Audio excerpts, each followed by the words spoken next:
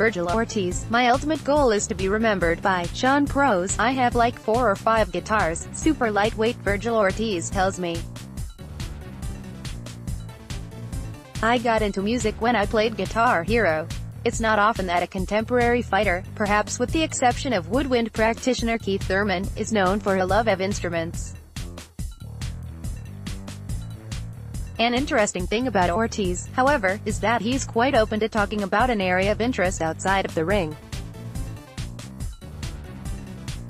I like to play guitar or piano, he explains. It was being exposed to the piano, in fact, that led to Ortiz discovering an interesting truth about himself. I realized I kind of have an ear for music.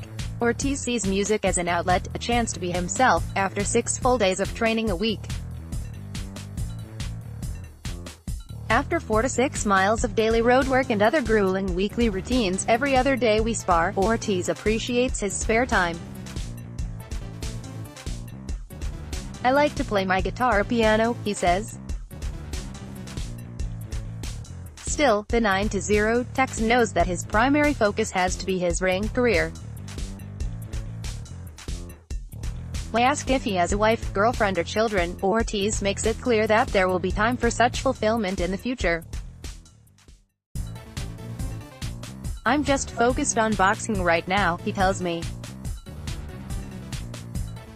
That'll all come later. A native of Grand Prairie, a pretty big small town outside of Dallas, the undefeated Ortiz is developing the reputation for having Texas-sized power. None of the 20-year-old's fights have gone the distance. All of Ortiz's opponents, without exception, have succumbed to the fury of the man's glove fits. Not that Ortiz is always looking to call it an early night each and every time. They just come when they come, he says of the KOs. If I could go the distance, that would be great. In order for such a thing to happen, however, Ortiz will have to find the opponent who can withstand his power. My dad took me to the gym after school, Ortiz says of his start in boxing. They put me into spar with no training. The older Ortiz was himself a boxer, though he never went pro. The younger Ortiz, who has 2 brothers and 3 sisters, is carrying the family legacy into the professional ranks, however. And yes, boxing is still a family affair. My dad's been my coach, says Ortiz. Legacy is an important thing to the fighter. My ultimate goal is to be remembered in boxing, he claims. Asked who throughout history he'd have liked to fight, Ortiz gives the honors to the late Arturo Gatti. For me he was the toughest of the tough, he says. Other fighters the man admires are Sergio Martinez, the late Salvador Sanchez, and the Golden Boy himself, Oscar de la Hoya. One Vasyl Lomachenko also earns a great deal of the man's respect. There's a reason why he's undefeated, Ortiz says of the Ukrainian, stating that right now, the man called Loma is the best fighter out there. Like Lomachenko, Ortiz started as an amateur standout. It was good, he says of his apprentice years.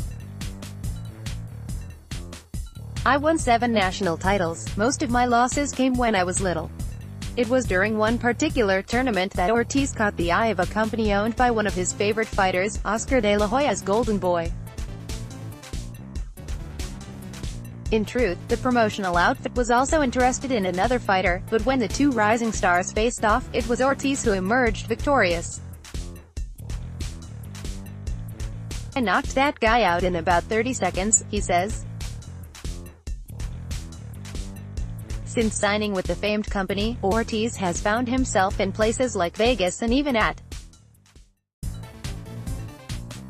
It was pretty cool, he says of that particular experience, adding that friends and family were on hand live at the stadium to see him knock out Ernesto Hernandez. In fact, Ortiz is finding himself becoming a known commodity.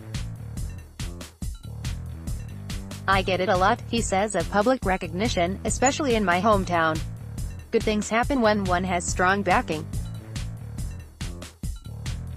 I fought on ESPN 5 times already, he claims. As for the immediate future, the burgeoning co-artist plans on being back in the ring soon. Should he continue on his current path, Ortiz may well be able to add quite a bit more to that guitar collection of his. Leave a comment.